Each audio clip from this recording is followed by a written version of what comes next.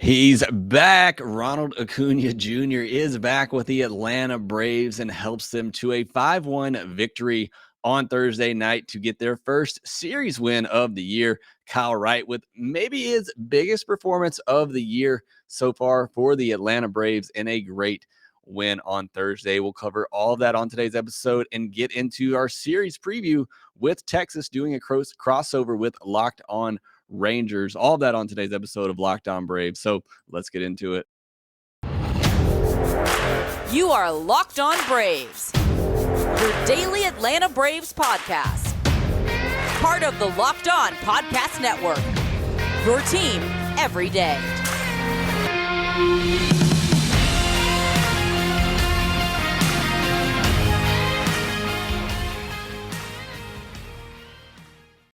Hey, and welcome back to Locked On Braves, part of Locked On Sports Atlanta, where we cover your favorite Atlanta sports teams each and every day. I am your host, Jake Mastroianni. You can follow me on Twitter at shortstopball. Check out my bio there to see everywhere I am covering the game of baseball, including the Atlanta Braves in written form over at tomahawktake.com. Also, make sure you follow the podcast on Twitter at lockedon_Braves. Make sure that you subscribe to us wherever you get your podcast and on YouTube as well. And as always, thank you for making Locked On Braves your first listen each and every day. We post episodes daily, 5 days a week, Monday through Friday, and are free and available on all platforms. And I am so excited to do this episode today because Ronald Acuna Jr. is back. I touched on it briefly on Thursday's episode. The news actually broke right after I finished recording Thursday's episode, but I would talk about it a little bit more here today, and I'll talk about Thursday's win as well. And then I have a crossover interview with Brice from Locked On Rangers. We're going to preview that series. So make sure you stick around for that conversation with Brice. But let's get into Thursday and a couple of news items. First of all, again, he is back. I can't say it enough because I'm so pumped up to have Ronald Acuna Jr. back with the team. Other news on the day, Manny Pena hits the IL. That wrist is still bothering him. William Contreras gets called back up in a cool moment before Thursday's game as William and Wilson Contreras, who are our brothers, presented the lineup card. So really cool moment there, and good job by the managers allowing that to take place. So William Contreras will be back up as the backup catcher for Travis d'Arnaud, and he'll get a couple of starts here probably over the next road trip, especially with that 4-game series in New York. Expect him to get at least one start in that series and possibly one over the weekend against the Rangers. And then hopefully Manny Pena will be able to rest up that wrist and get back. But I want to jump into Thursday's game, a 5-1 win for the Atlanta Braves. The Braves get their first series win of the year, and Ronald Acuna Jr. returns. He goes 1 for 5, a couple of stolen bases. Also made a great play on a ball Jason Hayward hit, the hardest hit ball of the night by the Cubs. He gets it back in and holds Hayward to a single. So he shows you a little bit of everything in his first game back. Gets a hit. Ball he took the other way for a single into right field, stole a couple of bases, showed off that cannon of an arm. So he is back. It's going to take a while, and he'll get that swing going here. There are a couple of fastballs that he just missed in this game, and a little out front in front of those Drew Smiley curveballs, but he'll get back there. It's just so great to have him back at the top of that order. But the biggest story of the night and the best thing of the night for the Atlanta Braves was Kyle Wright. And he ends up going 7 innings, only allowing 3 hits, 1 run. But the biggest thing for me was, and I talked about this on the postcast with Grant McCauley. You want to go back and listen to that. We'll dive deeper into this game from Thursday. But Kyle Wright did not have his good stuff on Thursday. He clearly was struggling with his command, particularly in that second and third inning. And a great timeout by Travis d'Arnaud to go out there and basically say, hey, you don't have command of your fastball. Let's go with your curveballs. The one pitch you're able to get over for strikes. And he threw 8 of his next 9 pitches were curveballs, and he got out of that second inning. And he was really just fighting command all night long, and he still gave the Braves 7 innings. And it was really big by Snitker to send him back out there for that 7th. And then he walks the leadoff batter showing he's still struggling with his command. Snitker leaves him out there, gets a big double play. So huge, not only for Kyle Wright and his development to know that even on a night when he doesn't have his best stuff, he can get hitters out. He can navigate a lineup and give your team 6, 7 innings. But he also saved a bullpen that had been pretty taxed already in the series. You saw Minter and Smith come in for the 8th and 9th innings to finish things off.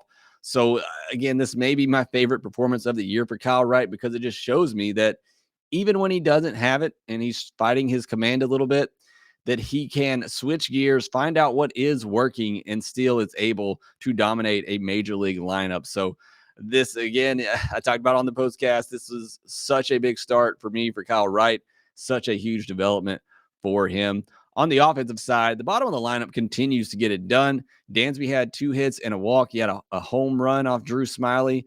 Adam Duvall had a home run. Travis Demerit got 2 hits. Travis d'Arnaud was good in this game as well. He had a laser shot off the center field wall to drive in Ozuna.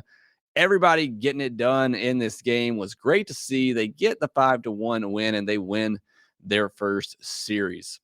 All right, next I want to take you to my conversation with Brice from Lockedon Rangers. Make sure you go follow him, check him out over there, and we'll talk about everything coming up in this Rangers series to get you prepped for the weekend. You are locked on to the Texas Rangers and locked on to the Atlanta Braves. I'm your Locked On Rangers host, Brice Paterik, joined today on a special crossover episode by Jake Mastroianni. Oh my gosh, I realized I didn't ask you how to pronounce your name in the 5 minutes we talked before this. We are doing a special crossover episode. Thank you guys so much for making Locked On Rangers and Locked On Braves your first listen every single day. If you're not already, go ahead and follow us on Twitter at Brice Paterik, at shortstopball, at Locked On Rangers, and at, is it just Locked On Braves? Lockdown_Braves on Twitter. So make sure you get that underscore in there. But yes. Make sure you get those in there and subscribe on YouTube, where Jake has been crushing it on YouTube and crushing it in general because his team is coming off of a World Series win. The Rangers are playing the champs while they themselves have kind of looked a little bit like the chumps this season. We're definitely the chumps last year. And I'm just curious, what's been going on with the Braves lately? It's been a rough start. It's really not that much different than how they started out last season. So Braves fans are holding out hope that the end result is the same. But it's been a rough go to begin the year. They haven't won a series yet. We're recording this on Thursday afternoon, and they have a chance to do so Thursday night. But as we're recording, they still haven't won a series yet this season. And they've had a pretty easy schedule, but for whatever reason, just haven't clicked all the way yet. But hopefully that's going to change with somebody returning to the lineup on Thursday night in the form of Ronald Acuna Jr. Oh, gosh. I'm deeply upset because I'm going to my first game of the season, actually my first game at the new park on Friday night, and it seems like Ronald Acuna Jr. is going to be sitting out on Friday night just to spite me personally. I'm sure that's not the actual reason, but it is. What are you expecting from him this season? I know he got injured in the middle of last year and he missed that World Series run, which is what made it so improbable to me. I mean, the Braves were a great team all year, but going and winning the World Series without one of the 5 best players in baseball for half the season, that made it just incredible to me. Yeah, and he was on an MVP pace too. I believe he would have won it, had he stayed healthy all season.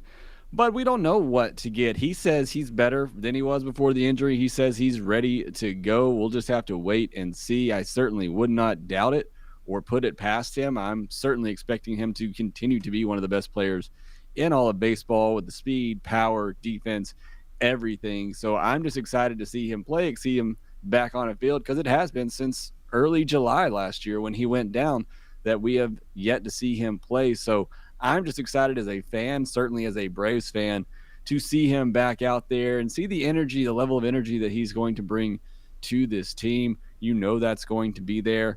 The strikeouts are going to come. That's part of his game, but he's also going to hit 450-foot shots. He's going to steal bases. He's great defensively, so I can't wait to see him back. He really solves a lot of the issues that the Braves are having early on in this year with runners getting on base, with outfield defense, and just really not having a leadoff hitter. So he solves a lot of those problems for this Braves team. So that, and just, again, he's an exciting player, one of the best in baseball. are why I can't wait to see him back out there and see him continue to work back and get healthy. I'm sure it'll be, a little bit of an adjustment for him. I'm not expecting him to be like he was right out of the gate, but I do think he gets there eventually.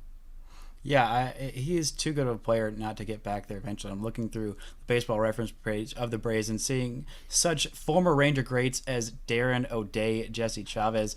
No longer is Chris Martin there. By the way, thank you for that Chris Martin trade. You gave us a Colby Allard. All the incredibly deep starting pitching guys that you have, and we get stuck with the Colby Allard, who... at this point, I'm not convinced is even a big league pitcher at any capacity. Definitely not a starter at this point. So thank you, no thank you for that one there. I'm still pretty bitter about that. Yeah, and Chris Martin was solid for the Braves for a couple of years. He wasn't great last year, but the most memorable moment for me with Chris Martin is the 2019 postseason. Braves are up game 1 against the Cardinals. He comes out of the bullpen.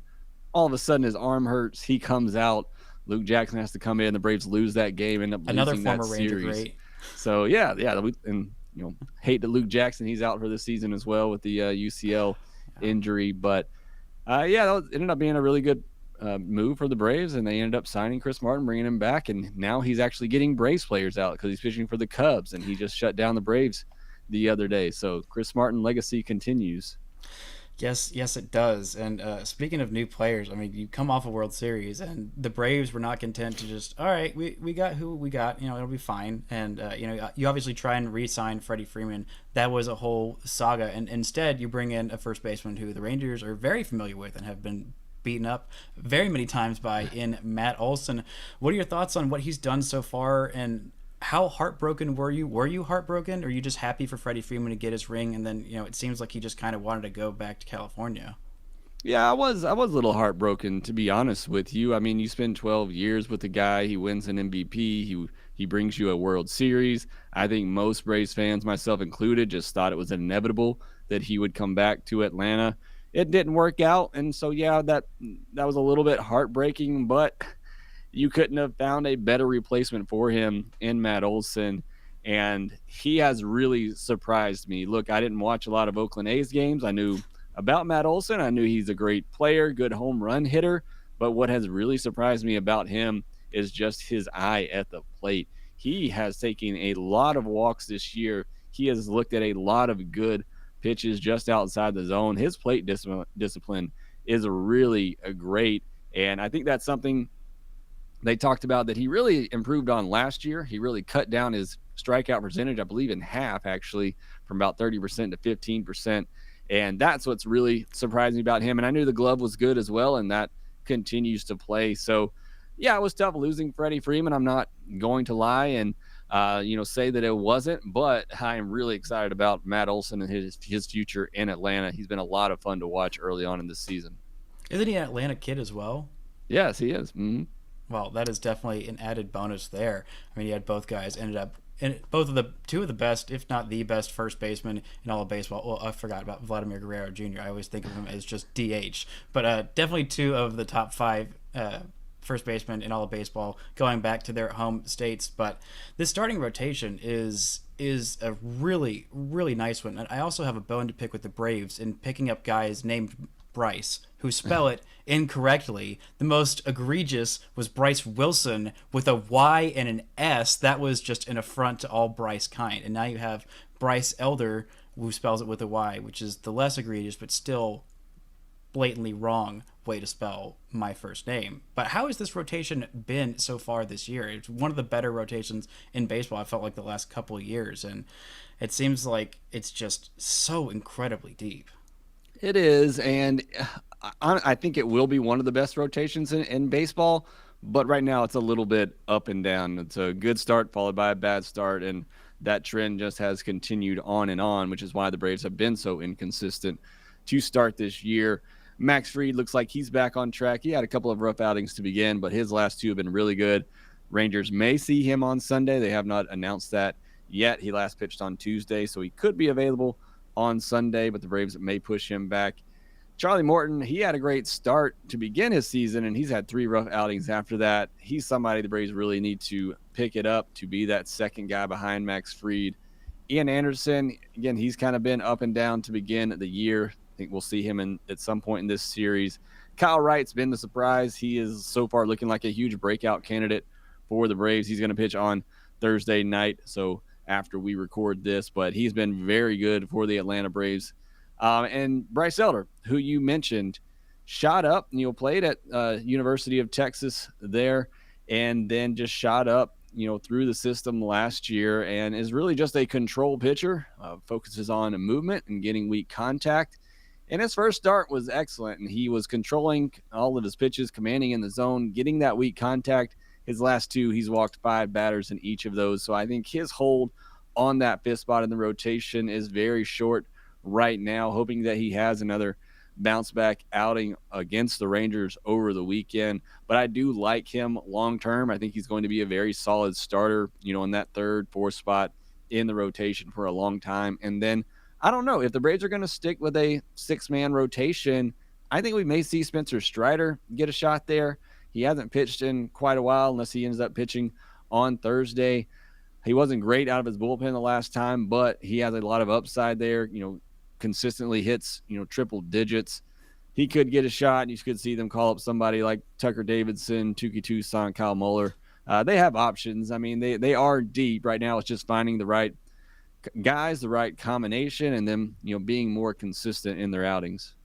Yeah, definitely envy the depth that you have in your starting rotation. The Rangers have 3 guys that they're trying to figure out if any of them are going to be starting pitchers, quality major league starting pitchers the next time the Rangers are contending. But they got Martin Perez, who was in the middle of throwing a perfect game until right before we started recording this podcast, because otherwise I would still be watching him throw a perfect game. But coming up, we're going to talk about how the Rangers have done to start this season, and then a little bit of our predictions coming up later on after that. But first, this episode is brought to you by Built Bar. Built Bar is the best tasting protein bar that is on the market. Absolutely delicious. My ad read was so good last week that I convinced myself to buy myself some salted caramel Built Bars. Jake, what would you say is your favorite kind of Built Bar?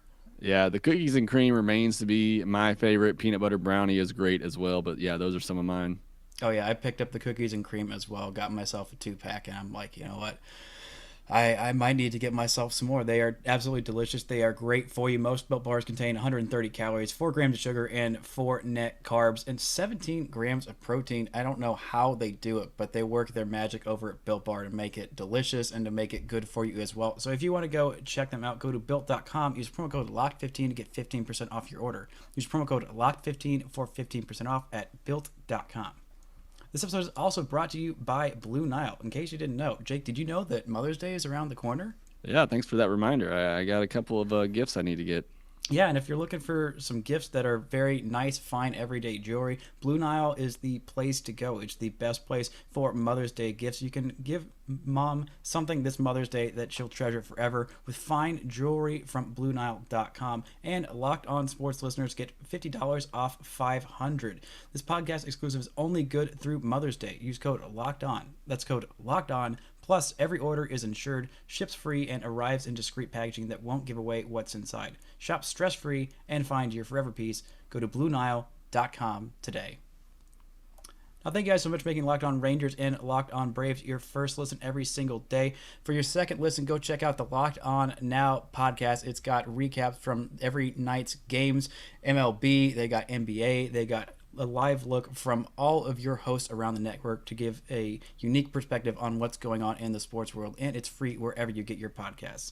Now, what are your questions about this Rangers team? I'm sure they're a real enigma. There's not a lot of crossover. There are quite a few former Rangers on the Braves, but these are not teams that really typically think about each other a whole lot. Yeah, in fact, the last time the Braves were there, they weren't even playing the Rangers. They were playing in the NLCS. So, and that did not go particularly well for the Braves. They blew a 3-1 series lead there to the Dodgers. And Corey Seager. Yeah, and Corey Seager. Then let's hope he doesn't get hot in this series. But I think for most Braves fans, they're just wondering, where are the Rangers? I know they made some big moves in the offseason. Are you expecting to compete this season? Is this kind of a transition year? Where are the Rangers right now in terms of competing? So they're in kind of a weird place because they spent money like they're contenders. They spent money like they're real contenders. But you got to kind of put that in context because the Rangers had basically nothing on the books. They're a top 5 market. They're an absolutely huge market. There are Rangers games broadcast in all of Texas.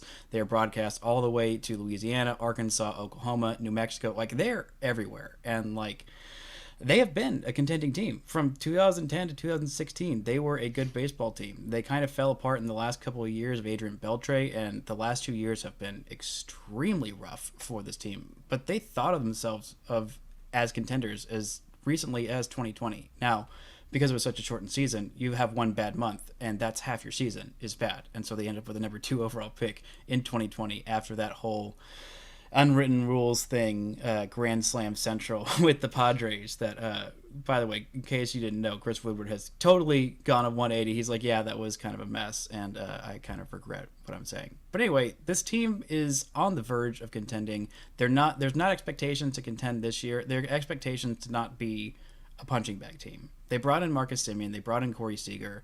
That right there alone is a huge difference in this team, which had one of the worst offenses in all of baseball, and honestly one of the worst pitching staffs in all of baseball as well last year. So, but the Rangers are expected to turn around pretty quickly because you sign guys like Marcus Semien and Corey Seager. I mean, Seager just turned 28 Wednesday, and Semien is 31. So they gave them these big long contracts, and you're going to want to compete while they're in their primes because y'all know, like, 38-year-old Corey Seager probably isn't going to be worth $30 million, maybe. 38-year-old Marcus Semien isn't probably going to be worth, the $25 million, unless he ages like Adrian Beltre, in which case I'm most definitely all for it. But this is a long-winded way of saying they're going to be middle of the pack. My goal for this year was them to not be completely out of contention with like 30 games left.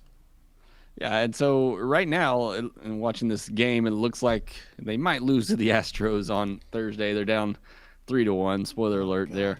So they're going to come into this series with the Braves looking like possibly a 6-13 record. Obviously not off to a great start. What are some of the struggles that the Rangers have had early on? I know the guys you talked about, Semien, Seager, those 2 studs right there aren't really going right now, but is it offense? Is it pitching? Is it both? What has been some of the struggles leading to this potentially 6-13 record? So the answer is yes. The problem has been yes. There have been issues with a lot of things. John Gray was another big addition. I really liked the signing. He was one of the guys who I was pretty high on and felt realistic for the Rangers to go get because he was an Oklahoma kid, so he grew up pretty close, and I think he grew up cheering for the Rangers and trying to imitate Nolan Ryan, which, who among us didn't? But he's made 2 starts, and he's had 2 IL stints. He had a blister that sidelined him after 4 innings in his first start, and then he had a little knee issue that happened on the very first pitch of his second start. But I think he's going to be back right at the end of that second IL stint, right at the 10-day mark. So he hasn't been able to get going. Martin Perez obviously has been we saw what he did today, and his last start was also really good. First couple weren't super great, but they have 3 young starters in this rotation in Taylor Hearn, Dane Dunning, and Spencer Howard. Howard was the main acquisition in the Kyle Gibson trade from the Phillies, and the Phillies were kind of in 2 minds with him. Like, is he going to be a multi-inning guy or is he going to be a starter? Because he was a bullpen guy in college, and so we don't know if we can wait to get him stretched out, give him that opportunity because we're trying to contend right now. So former top 30 prospect in all of baseball, and when his stuff is hitting his spots, it's great, but he has missed his spots a lot of middle pitches, has as many home runs as innings pitched. The offense hasn't quite gotten going yet. I mean, Seager has been right on balls, and I don't know if you've been noticing this, but it feels like the baseballs are just off. Like, he's squaring up baseballs. The Rangers have like 3-4 home runs in the last like couple of days, or what should have been home runs. There was one off the bat of Adolis Garcia as well that just absolutely die out there. And I don't think it's just Globe Life Field. Playing is a pretty big park. I think it's some issue with the baseballs, like Chris Bassett talked about after that kerfuffle with the Mets and St. Louis as well. So, I mean, there's just been a lot of inconsistency with the bats. When they've been hot, they've been great. Nathaniel Lowe has been getting on base at a really nice clip. That's been fun.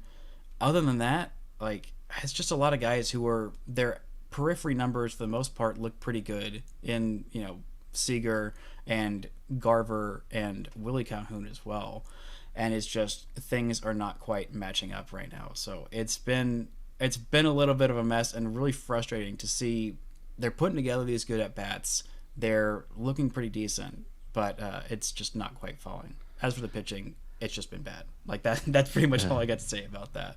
Well, good. Hopefully the bats for the Braves will break out because they've been having those same kind of issues. I know during the first couple of weeks, I think they were like top 5 in the league in average exit velocity, but they were like lower third of the league in terms of batting average. They just have a lot of balls that are dying at the warning track, not traveling like Man, you would expect. This is the best. This is the best team for you to play. Then the Astros came in scuffling like I think the worst batting average in all of baseball, and like their other numbers looked, not super great. And a 4-game series against Rangers pitching, outside of Martin Perez, has pretty much turned their bats around. So you're welcome in advance, I guess. Yeah, I was going to say on the flip side of that, it seems like if a struggling starting pitcher is coming in, that the Braves are the team to battle against right now because they face some pitchers who I thought they would torch, and that has not been the case. So who knows what will win out in this series. But just one last question for you. Have there been any big surprises, any young players, prospects that you're excited about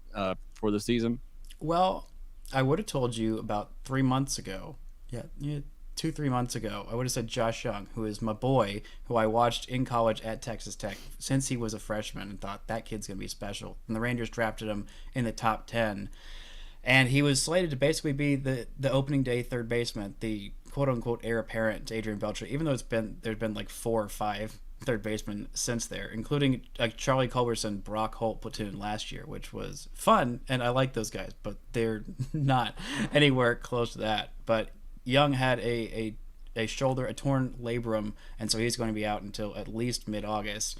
But I got to see Jack Leiter in person, and that kid's really good, and that was really special to go see him out there. I mean, the Rangers AA affiliate is in Frisco, so a suburb of Dallas, so a lot of Rangers fans can go out there. It's a really great park and a lot of fun. But as far as good surprises, no.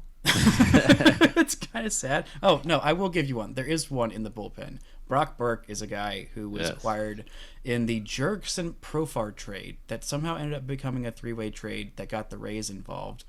But he was a guy who was brought up by the Rays, and he showed a lot of promise. And right when he was, on the verge of kind of sticking as a major leaguer, he had shoulder surgery and missed a whole year, and then came back and last year just looked awful. He just did not look anywhere near the same guy. Now he's back and looks fantastic. He's in more of a multi-inning relief role, has been by far the best Rangers reliever out there. 6 games, 9 2/3 innings, 16 strikeouts, a 1.86 ERA. The guy has been nails and just as good as his numbers.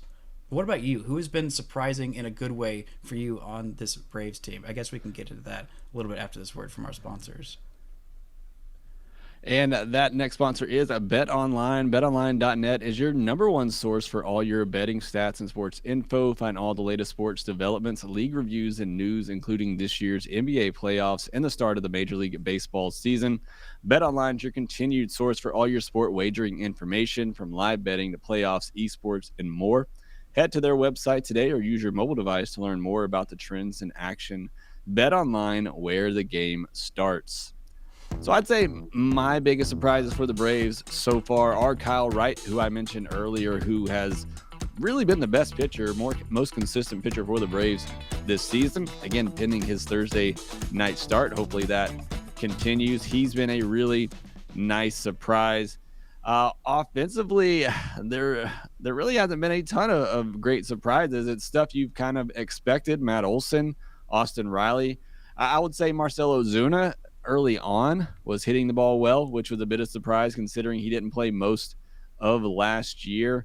You didn't really know what you were going to expect out of him, but he's kind of cooled off lately. But the rest of the lineup really hasn't done much. I mean, Travis d'Arnaud's been solid. So they really haven't had anybody step up in the lineup. Travis Demeritte, another kid who I think was with the Rangers. Another former Rangers great, former Rangers first-round draft pick. Really like that kid. He has he had a stepped long up route to get to the big leagues. He has. I mean, the Braves traded him and then got him back, but he has been inserted in the lineup here lately, and he's had some really good at-bats, and so he's starting to get some playing time, especially with Eddie Rosario. The news of him needing eye surgery and going to be out for a couple of months. It's been an opportunity for Travis Demeritte to get some playing time, even with Ronald Acuna Jr. coming back. But let's get into the pitching matchups for this, and we haven't really seen who the Braves are going to throw. I'm assuming it's going to be Ian Anderson on Friday and Bryce Elder on Saturday, and then either Max Fried on Sunday or a spot start from maybe Spencer Strider, or they call up somebody like Kyle Muller or Tucker Davidson to start that game. And who's going to be going for the Rangers in this series, Bryce? Well, we got Spencer Howard going on Friday. I talked a little bit about him, who has shown a lot. In spring trading, I was much higher on him than it seems like he's been. We also got Dane Dunning, and we've also got Taylor Hearn. So literally those big three young guys, which they all qualify as young guys if they're younger than me. I'm 28, and Hearn and Dane Dunning are both 27, so they're going to be young guys. They're for their entire careers, I guess, for me. But yeah, they are. Dunning is a guy who was in the Lance Lynn trade. He was the primary piece there from Chicago. Pretty solid guy, not any overpowering stuff. Added a new pitch called a sweeper, a more horizontal slider. Has not had his best command. His numbers are a little skewed because he played the Toronto Blue Jays, and they will do bad things to anyone's numbers. I mean, that is such a great offense. But Dunning, I'm really excited about. Taylor Hearn is a really interesting local kid who the Rangers got years ago in a trade for a reliever whose name is escaped, Keone Kela from Pittsburgh. And when he came up, I thought, all right, this guy is going to be a starter. Came up, had one of the worst major league debuts that you'll ever see, went a third of an inning, and I forgot how many runs he ended up giving up, but he ended the year, because he was out for the year with an injury he sustained in that one, with a 188 ERA. His comeback was a multi-inning relief guy last year, transitioned to a starter role, has some really great raw stuff, but trusting it and hitting his spots has been a bit of a struggle this year. Hearn is going in the Sunday game, Dunning on the Saturday game, and old Spencer Howard on the Friday game. So all these guys need to stop missing middle, as do like the rest of Rangers pitchers, because this Astros lineup is not missing these, and the Braves lineup is way too good to miss a bunch of mistake pitches right down the heart of the freaking plate. Well, that's what we hope happens, because like I said, this Braves offense has not gotten rolling yet, and it seems like whenever they face these pitchers that they're unfamiliar with, especially young pitchers who have good stuff, and it's a very aggressive Braves lineup. They don't walk a ton, they don't take a lot of pitches, so that kind of always scares me when they're facing. That's good. I like hearing that as a team who has walked way too many people. Well, and that's what I hope to see out of the Braves. I hope they can be a little bit more patient, take their walks, because when they do hit the ball, they hit it extremely hard, as I pointed out, but just not able to get those home runs is what's really killing them. That's what this offense is primarily uses to score. I think over 50% of their runs last year were scored on the home run ball, and when that's not coming, and it hasn't come yet, then this offense can really struggle to score because they don't take their walks. They're not great at moving the lineup around and manufacturing runs. They're waiting on that 2 or 3 run homer. So hopefully the Rangers pitchers get that going. What's your outlook for this series? How do you see it playing out? Who do you see winning this series? Well, I mean, how this series has ended for the Rangers, it's been really dispiriting. Unless they fix those stupid baseballs and the Rangers can actually start getting the hits that should be home runs as home runs, which Corey Seager should have about 5 of them suckers right now. But a bunch of balls have been dying on the track, and it's been kind of frustrating. It's been kind of frustrating for this team, so I wouldn't be surprised if Atlanta came out of here winning 2 out of 3. I don't think they're going to be swept because that would be I believe 6-game losing streak. Yeah, 6-game losing streak the Rangers would be on after that. But I really think the Braves are just such a good team. And, I mean, you said they haven't started the hottest right now. I would just really love another series win because the Rangers have been desperate for that. It's been a pretty rough go of it as of late. But what are your expectations? What do you think is going to come out of this series? Yeah, it's another series that on paper the Braves should win and need to win, but it's the types of games they have not been winning this year. So I'll be honest, I don't have a ton of confidence coming in, but am glad to see that they'll have Ronald Acuna Jr. back. Hopefully that will spark this lineup and team and get them going. Although I know he won't be playing on Friday. They're going to rest him on Friday after him playing on Thursday. But still, just having him there, having him as an option, maybe we see him off the bench in a big spot in that Friday game. I do think the Braves will win the series. You're going to miss the best three starters for the Braves right now, and Fried, Morton, who again has not been necessarily great to start the year, but he has it, and Kyle Wright, who's pitching on Thursday. So again, there are some question marks here with Ian Anderson, who's been up and down, but has been really good at times, and Bryce Elder, who again, one good start, last two starts really struggled with his command. So don't know what we're going to get out of him, and don't know who that Sunday starter will be yet. If it's Max Fried, then I definitely feel much better about the Braves' chances of winning the series. If not, and they go with the spot starter, then I think this series is kind of up for grabs. But I do think it's a series the Braves should win, and I think they will win, but I just don't have a ton of confidence in this team with the way they've come out of the gate so far this season. Well, I'm hoping that eventually you can turn around, but I also have I have no sympathy for you if your team goes 0-162 this year, because you have won that ring. And as a fan of a team who has gotten heartbreakingly close multiple times to a World Series, I just got to know how does it feel coming into the next season, coming off of that high of we just won the World Series, like everything else is freaking gravy. Is that kind of the feeling among Braves fans, or at least among you, or is it like I need more now? Yeah, I mean, I think when you kind of turn the page, I mean, there's obviously fans out there that are, worried about this team and stressing a little bit. But I think for some people that has kind of helped things, especially with the way it played out last year, because the Braves were not good for basically 4 months last year. They were a 500 team and then took off. So I think that kind of has helped calm the nerves a little bit with this slow start. But yeah, I mean, it's a new season. You want to win now. That's 2021. That's over with. You want to win now, and everybody is obviously caught up in what have you done for me lately. That just seems to be the attitude of a lot of people in our country, nation, wherever right now. And I mean, it's a new year, it's a new season, and you don't want to win a World Series and then just kind of flop the next year. And that's certainly, I don't think what the Braves are going to do, but I think it just kind of solidifies that fact, coming off a World Series and you're able to follow that up. Maybe you don't win it again, but at least get back to the postseason. Show you are a good team and going to be a good team for a while, which I think this Braves team will be.